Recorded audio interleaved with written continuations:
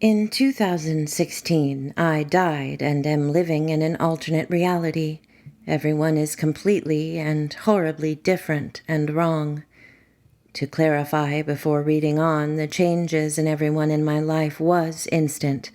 I just wasn't able to accept that I was suddenly dealing with total different personalities, so the way I describe the changes appears to be an evolution, but in hindsight, this was only slow comprehension on my behalf.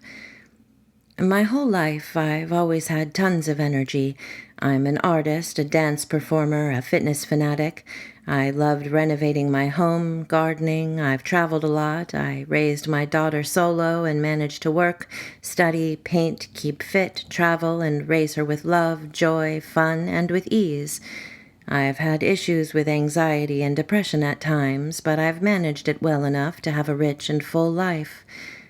I had a huge community of friends and was loved and admired for my enthusiasm and tenacity. I loved and cared for everyone and worked hard to keep a balanced and healthy home and social life. On a warm late morning in mid-2016, I was finishing off the final touches of my second vintage caravan that I had refurbished to sell. It was parked on the wide verge outside my home, and standing inside the caravan, leaning against the sink and talking to my partner Jim, who was standing closer to the door, when the world exploded. I didn't hear anything, but I was instantaneously on the ground. Then, in slow motion, I was feeling my entire body being crushed and gouged by pieces of material that felt impossibly hard and sharp, like irregular swords. I felt one of these pieces cut through my ear and into the side of my skull. I was very aware that this hard, knife-like object was going to go through my skull and into my brain and kill me. And then it stopped, and I got up and walked out. Both Jim and I had survived. I had blood running down the side of my neck and a very stiff, aching neck, but other than that, we both looked and felt fine. People came running over. Because of the blood and my neck pain, I was made to sit down. I remember my neighbor making a joke, and I was shocked at her insensitivity. Paramedics arrived, and even though I was only in moderate pain, a medic administered fentanyl, then popped me in traction and ambulanced me to the hospital for x-rays in order to make sure I didn't have any hairline fractures. I can only guess the medical response was so thorough, despite my fair condition, because of the state of the caravan. A sick driver had fallen unconscious and come off the road, hitting us at 80 kilometers an hour. The caravan was a twisted and splintered mess of broken metal and wood. While I was in the hospital, Jim sent photos of the carnage. This is where I first saw how incredible the mess was. While waiting for my x-rays, I had chatted to a friend and told her she could borrow my car, as it had looked fine when I saw it, waiting for the ambos, and I was going to be there all day. Yet the photos showed that my car had actually been destroyed. The car that hit us had plowed through the caravan, then pushed past it and buckled a 5-meter-wide steel gate. It knocked the top block of bricks so hard off a column they flew across the driveway and into the yard and burst through both walls of the garden shed like a cannonball. When the insurance cleaners came to move it, the two big men were unable to lift it all. After the wayward car had driven through the caravan one, with us in it, the brick wall, and crumpled the gate, it had demolished our other caravan and my parked car behind. They were both also mangled wrecks. My partner described having a more tricky time making his way out of the wreck, although his position had been nearer the door. But I'd gotten up without any obstruction and simply walked out. Yet there was no floor on my side. It had fallen right through and was covered in wreckage. My initial thoughts were that the floor must have fallen through after we had walked out, but nope, there had been no further movement, and the photos were taken soon afterward. After seeing Jim's post about the accident on Facebook, my dad rang him and asked if I was alive. Jim explained that I was okay, but let him know which hospital I was in, that I wasn't seriously hurt as far as anyone knew, but that we could have been killed, and I was shaken. My dad said, "Okay, good," and hung up. Maybe a week after this happened, I finally called my dad and asked him why he hadn't called me, especially while I was in the hospital, and he laughed and sarcastically mocked, "Oh, a middle-aged woman, but I still want my mummy and daddy." My dad had always had a bit of a dismissive side to him, but this shocked me. It was so nasty. In the weeks and months and years that followed, this first verbal slap marked the beginning of a whole new life where I have no family, no friends, no energy, and no joy. After this accident, things were happening constantly. Strangers were picking fights with me, and the people I knew and loved were falling away weekly. For example, here are some more painful and significant losses. My brother and his wife cut contact for no reason, and shortly after, although I had a close, loving relationship with his daughter, my little niece, my brother banned me from seeing her, even when she was with my mom. They've since had another daughter that I've never met. My parents, who aren't together and don't get along, inexplicably supported these decisions to cut me off. My mom also became wildly hostile, accusing me of funny looks if I was calm and gaslighting her if I was impatient, trying to defend myself. I was a bully, and she frequently would get angry and stop speaking to me until I called and groveled, asking for truce. Mom kept her cancer from me. When I found out, I insisted on caring for her. I was loving and patient. I bought her everything and drove her everywhere. I helped in every way she needed, and the day she no longer needed my help, she stopped answering my calls and returned to spending all her time with my brother, who had never once called her during her cancer. My brother also talks to my parents and everyone, his wife, the very few friends he has, like shit. He is relentlessly belittling and sarcastic, like Dad. I had a group of very close girlfriends, many I had known for decades. We all loved and cared for each other. They were my lifelines and confidants. They were good and kind people. But in rapid succession, one friend stopped talking to me for no reason. Another started telling me all of the things she found wrong with me so often I once snapped at her in defense, hurt, and she promptly ended the friendship. A third stopped calling and canceled every catch-up we arranged for 2 years until I gave up. Another started picking fights and accusing me of outrageous lies until she told people I had assaulted her, complete bullshit, and tried very unsuccessfully to get a restraining order against me. Another friend married a man I had matchmade her with, but he turned on me at a party, inexplicably calling me a liar and banned her from seeing me, despite coming through for him after he asked me for years before to help a guy out. Got any nice friends? A male friend of 25 years picked a fight with me and then sent me a long email accusing me of being a drug-addicted, negligent mother and accused me of trying to come on to him even though he was married. He tore shreds off of me about things that made no sense. It was brutal and entirely untrue. We never spoke again. A friend I did stay close with had confoundingly become a junkie. I had started studying as a mature-age student, full-time fine art at university for 6 months before the accident, getting 80% to 90% plus grades. When I returned, I surprisingly started struggling and had to resume part-time. One day I asked the head of the art school a question, and he had a full-blown screaming tantrum at me, spittle flying, hands waving after I asked a simple question. I turned white, had a panic attack, and deferred my study to online. My dad seemed to be consistently unkind. The more I tried to connect and talk with him about how he was hurting me, the crueler he became. He told me to move on. No one is perfect. My therapist met with us both and suggested that I cut ties if I couldn't ignore his narcissistic abuse.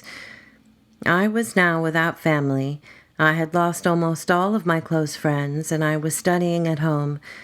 My daughter hit her teens and became withdrawn and cold. The energy that used to get me out and on my bike, gone to the gym, to the beach, all over the place, just went away, and I didn't resurface like I normally would. I wasn't sleeping well, and losing so many people plagued me. I was so hurt and profoundly confused. I suddenly had uterine prolapse from your traumatic birth, doctor diagnosed, but my daughter was 15 now. I'd had no problems before. I developed fibromyalgia. My bursitis came back. My back pain returned. With no energy, I couldn't exercise. I was now at home, alone all of the time. My therapist started to intensely treat me for PTSD and depression and anxiety due to abandonment issues, but then one day he became very angry when I corrected his spelling. He accused me of trying to power trip him and then banned me from ever returning. After 8 years of therapy with him, I was destroyed. Jim is still around, but he has also changed in ways that confuse me. He's much more motivated, less shy, but can also be insensitive and hurtful, unlike before. I started to get drugs from my friend, the addict. It helped enormously to stop the daily torment of bewildered heartache, and unsurprisingly, I also became a junkie. Now I was the addict I'd been accused of being years before. I would quit, start using again. I quit and started again maybe 5 or 6 times now. I've stopped painting. I've put on 20 kilograms. I'm still home alone all the time. I'm still doing uni study, but at a snail's pace. I no longer dance and go to parties. I don't want to be around people. I'm terrified of seeing the friends I do still have because no one is the same, and if I get too close, the assaults will come. I have felt lost and like a stranger in a place where I don't belong, and now I believe this isn't just a feeling. It's been 6 years since the accident, and every aspect of my life has changed. I have constantly felt that everything was different directly after this accident, and now that I have discovered quantum immortality, I am almost 100% positive that I have stepped into another plane. Nothing is as it was. I have noticed much of the Mandela effect phenomenon, but the changes I've personally experienced are much more extreme than the regular Mandela effects. I've ended up in a life where everyone is more combative and people are ruthlessly unkind. The changes are so awful and endless. I've been suicidal countless times, but I haven't acted. I have to stay strong for my now 19-year-old daughter.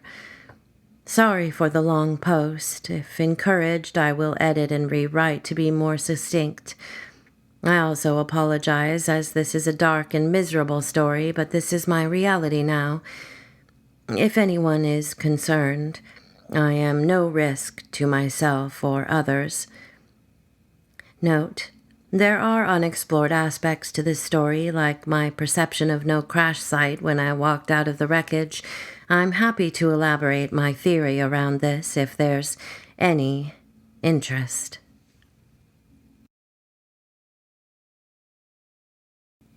About 2 years ago, I was on holiday with a few friends. We were staying at a seaside cottage with one of my friends' families. One night, us friends went out for dinner and then planned to come back to the cottage to meet the family and have some drinks and play cards. We arrived back to the cottage, and nothing seemed particularly out of the ordinary. There was a large enough sitting room, and the entire group of 8 were seated on different seats or standing around the room. We were discussing dinner and talking about the food, all very relaxed and comfortable. Myself and my friend were sat on a 1-seat sofa at the very edge of the room. It's here when we both noticed what initially looked to be a spider hanging from a web. We couldn't see the web, but it looked to be a black bug that was floating in thin air, so we assumed spider. I don't particularly like spiders. I began floating the air around the spider so that it would climb up its web. It didn't move. not even a little bit. So instead, I tried to slice the air above and around the spider, aiming to get the web and perhaps move the spider to a different location whilst holding its web. This is when I realized there was no web. Nothing was holding this spider in place. We looked at each other confused. Even though I am afraid of spiders, I reached out and touched the little spider-looking black mass that was still and floating in the same spot, unmoving. I would never normally touch bugs, but at this stage I was tripping a bit, confused. Once I touched this black bug, it started flying. It was a fly, not a spider. This fly was suspended in the air, wings not moving, stuck. My friend and I remember this so clearly, as by the law of physics, how can a fly be still in air without moving? It's something we could never explain. Around that time, I saw TikTok glitches, other objects and things being suspended in midair. I am sure this is the case for this unflying fly. Any suggestions for what it could have been?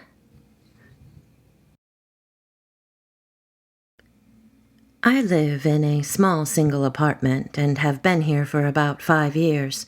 When I first moved in, my upstairs neighbor was a guy who we will call Eli. He lived above me for about 1.5 years and was friendly enough. One day when I bumped into him, he asked if I was feeling a bit better. I had not been sick, so I asked what he meant. He laughed and told me I must have been more out of it than he thought. From what he told me, we had talked a few nights earlier, and I seemed to think he had moved away. I had absolutely no recollection of this event. I honestly just assumed it was just a very odd attempt at humor and forgot about it. That was roughly 3 years ago, and I now have a young couple living above my apartment. So last night, when I was coming home from the bar, guess who I ran into?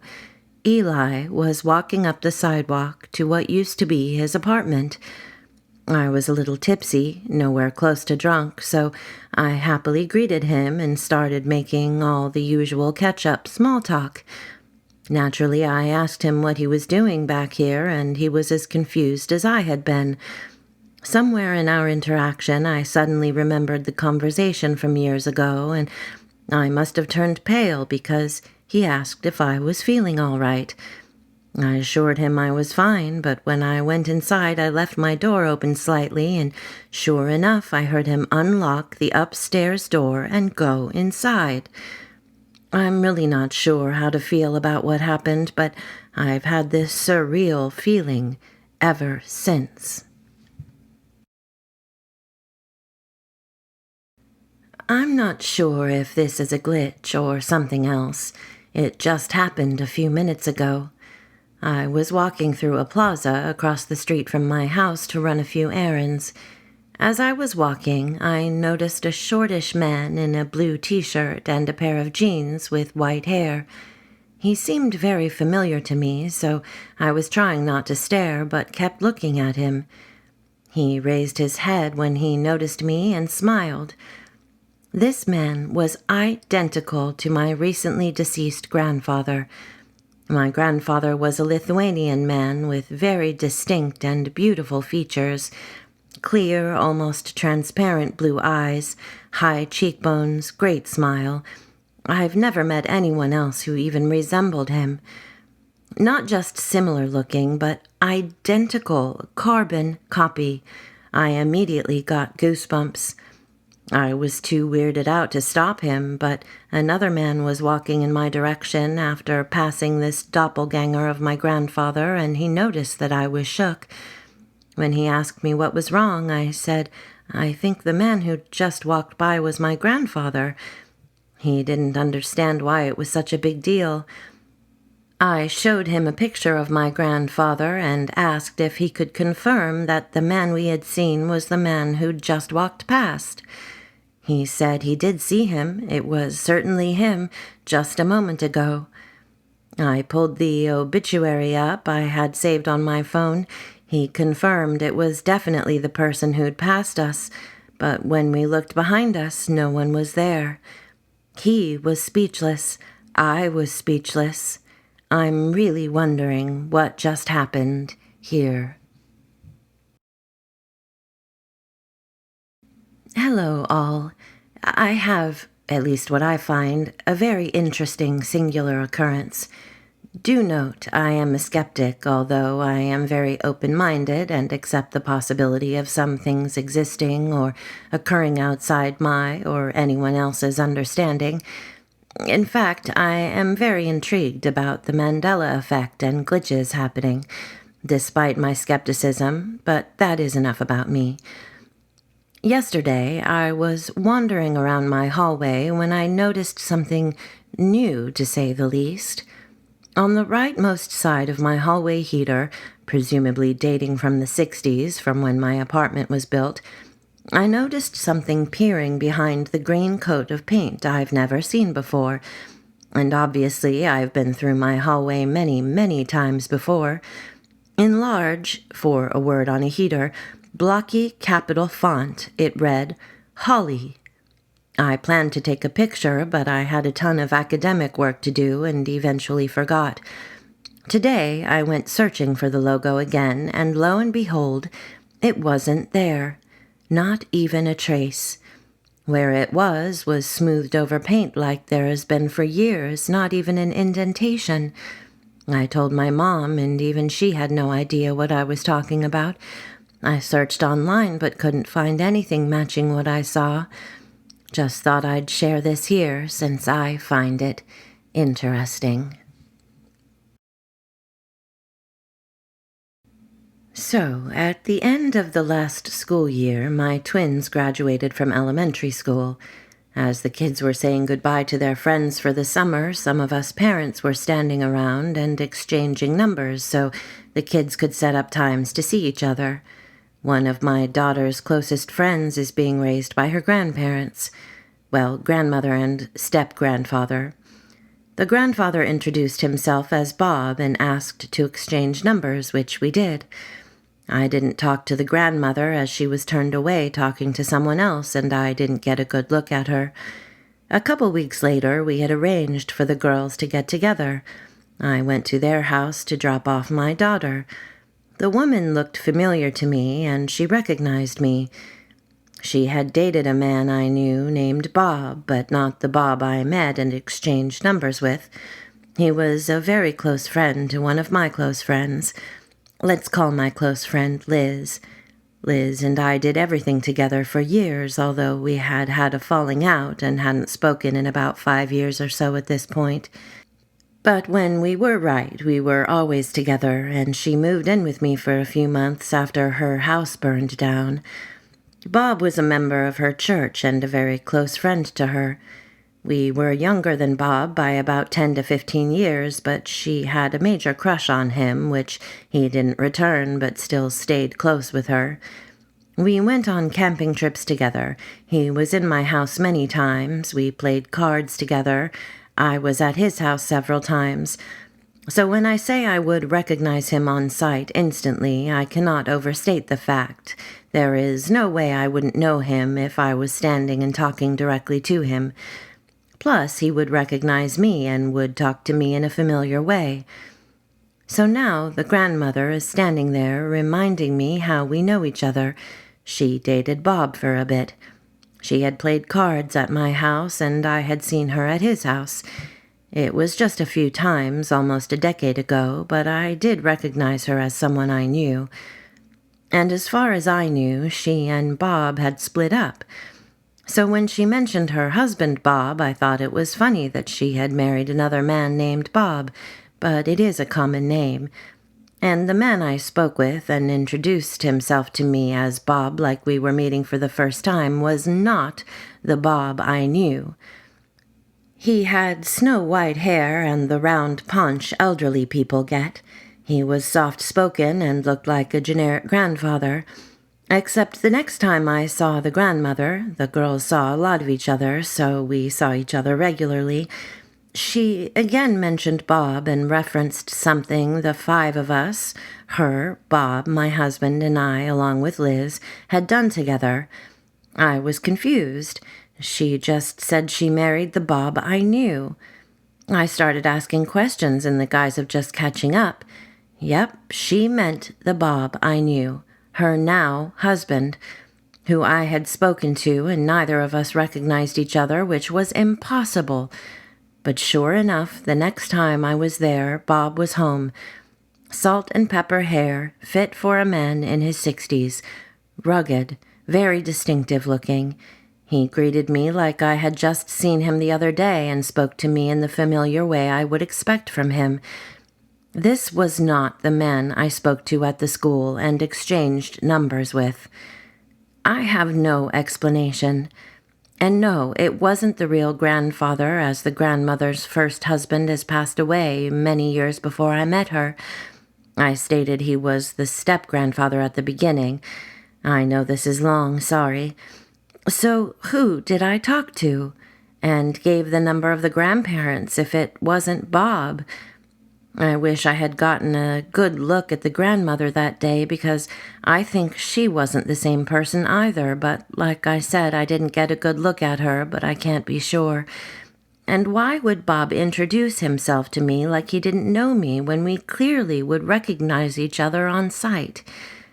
This is not the only really weird thing that has happened to me, but this one is bothering me a great deal.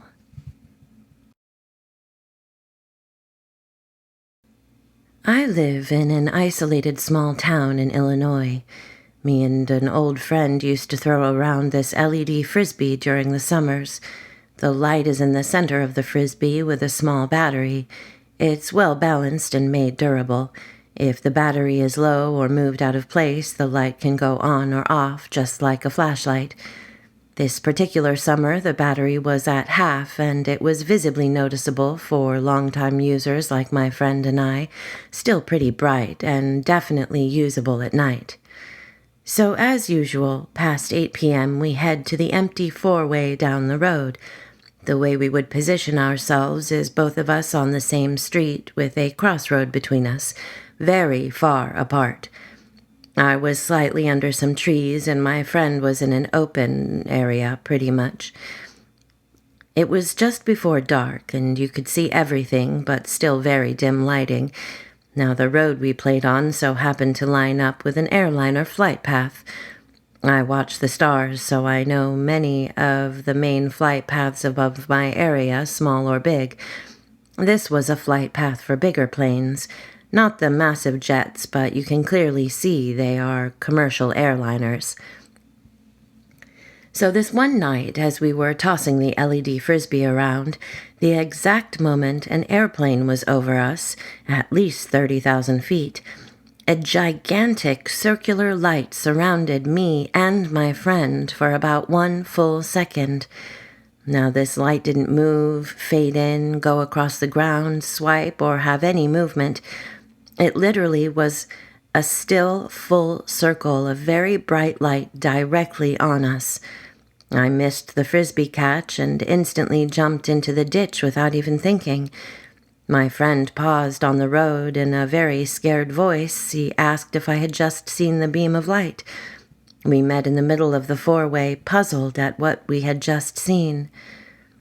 We checked the time, date, and joked about being abducted or something. We checked the Frisbee to see if the light went bright for a second, as though something minor happened with the battery inside. In the end, we both agreed there was no way the light from the plane could have reached us, as though maybe the headlights had just turned over and hit us for a moment. That was later researched and found to be highly unlikely, if not impossible. The light was not from the Frisbee, because what we had seen was far, far too bright and large. It was one thing or the other that glitched. We still don't know. Anyone could just say the light glitched from the Frisbee or the light glitched from the plane, but somehow it was one of them. I am a person who is extremely skeptical of most bizarre and unexplainable events. The internet has made me cynical, but also my time treating my own mental illnesses has given me a fresh insight on how memory and perception works. This will be a longer post as I have many experiences to retell and to give my own opinions on. I will say some of my initial positions are still retained. I grew up in a city surrounded by military contractors who make special ops technology and experimental military technology, and the reality is MK Ultra is proof the government isn't above experimenting on their own population. The city I grew up in was Oshkosh, Wisconsin. All my real experiences occur here. These contractors are Oshkosh Corp., the largest military and government contractor, Whitman Airfield, or basically Area 51 MK2, and Plexus, a drone and rocket missile manufacturer. I'm going to keep this chronological, so I'll start with my first experience. We used to have these massive storms when I was really young that were pitch black and had green energy. Many people in Fox Valley forgot these storms, but just as many still remember them. People tried to brush them off as tornadoes, but living in Oshkosh, I've seen my fair share of waterspouts, and they look way different. I do have a mild theory that it might have to do with Wisconsin's high radon count and potential synergistic response to high energy differential in the atmosphere. One time as a child, when I fell whilst playing, I saw what looked to be a green/yellow worm thing. It somehow was able to phase into my leg, like my leg wasn't physically there. For years afterwards, my knee had a pale spot right there. What's really crazy is long after it faded away, I was drunk and trying to parkour in the rain, and I fell and had a major injury in that exact spot where a fragment of bone actually broke off in my leg. I would eventually move into the house where all my worst experiences happened. There was a room in that house that didn't function like a real part of space. It had a massive window, and even though it would be the middle of summer and the rest of the house was hot, that room was always cold. My mom even saw a shadow person in this room. But my experiences, well, they were far more bizarre. Firstly, let's talk about the provable anomalies. That room was the only place in the house that had house centipedes, and there were thousands in that room. Secondly, everything in that room would get damp and musty, if in there long enough, almost like mold was growing on it. The less provable encounters was like when random objects would disappear in one room and reappear in that room, the radio going off on its own and constantly blaring static. But if you reach the center of the room, the radio suddenly goes silent. Did you know there's nowhere on Earth that you can go and turn a radio on and not get white noise? It's impossible because white noise is everywhere. It's produced by many things in the universe. But somehow in that room, the radio would go silent if you were in the center of the room. Loud bangs, like what would sound like furniture being picked up and dropped, would come from that room when no one was in it. Finally, my worst experience, the one that scarred me for a long time as a child. When I was young, I was playing with my stuffed animal in that room when I saw an unimaginable, inhuman face behind my own. I tried to do everything to prove it was my own perception, and when I couldn't, I cried out to my mother, and she did something uncharacteristic of who she is as a person. She told me to just go to bed. Many years later, I would have another similar experience. My mom took that room after I moved to the room next to it. I was helping her clean in the middle of the day when I picked up a towel underneath my mom's bed, and that face was looking at me from behind it, like it was under the bed. I stopped helping her immediately and ran out of that room. In that house I saw other strange entities like fog people, but those I can chalk up to my mental illnesses. I've slowly learned what is real versus what would be a hallucination. Hallucinations are always less clear for me. Also, we had a laundry chute that objects would just disappear in, but you could see straight down and there was no way they could disappear. On to the story of the kid I put in the hospital. After I started getting treatment and taking care of myself, I slowly remembered the violent tendencies I had as a kid. I remember throwing one kid on the ground because the recess teacher forced me to play with him. I wasn't even playing with playground equipment, I was just using my imagination. Later, I remember stabbing another kid with a pen. I don't remember the reason. But I still don't remember the kid I slammed his head into the pavement. I think that was a mental blackout on my part. I later moved to a house that was once a bottling plant for RC Cola. Very small because it was like 1920s when it was built. Basically looked like a house except for all the complex pipes in the basement. Well, there were days you could swear you could hear bottles being opened, machinery running, etc. The most common sound was a bizarre bottle-popping sound, even though there was no bottle in the house at the time. The only other strange thing is like a friendly poltergeist or something. It was like any time we were looking for something or missing something, it would get knocked over. I've realized my experiences when I moved out here was because it was during my worst spike in mental health issues, and it took me becoming mentally stable to get that better memory I always had back.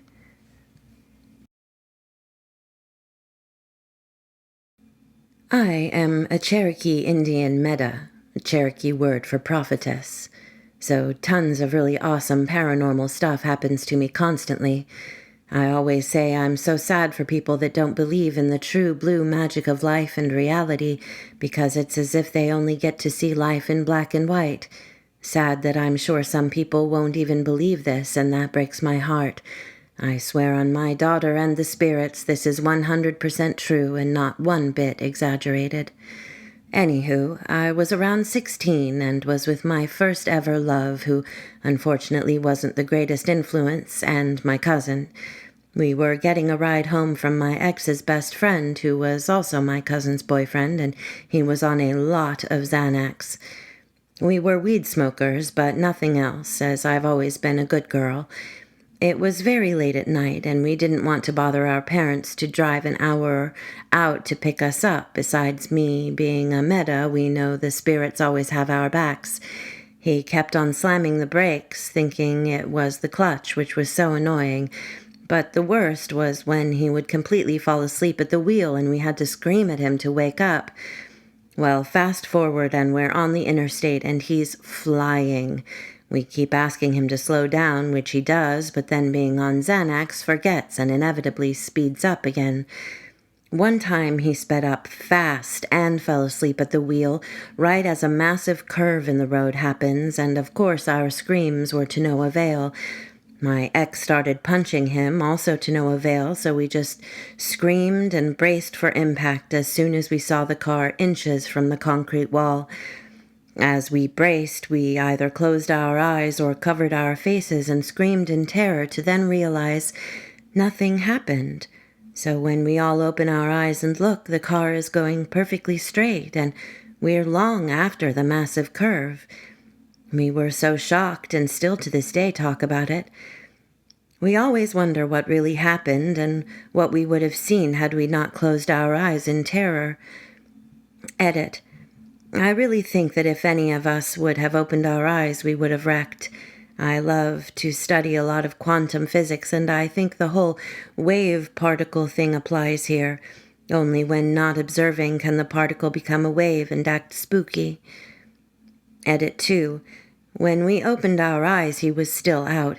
We were all in the back seat because my cousin was fighting with him bad and because he took Xanax after promising not to. That's why none of us could grab the wheel. After it happened, my cousin jumped into the front seat, smacked the hell out of him in the face, and got the car pulled over. So she jumped on top of him. It was a stick shift. None of us could drive. So she just pulled the car over to stop it and go nuts on him, plus talk about what just happened.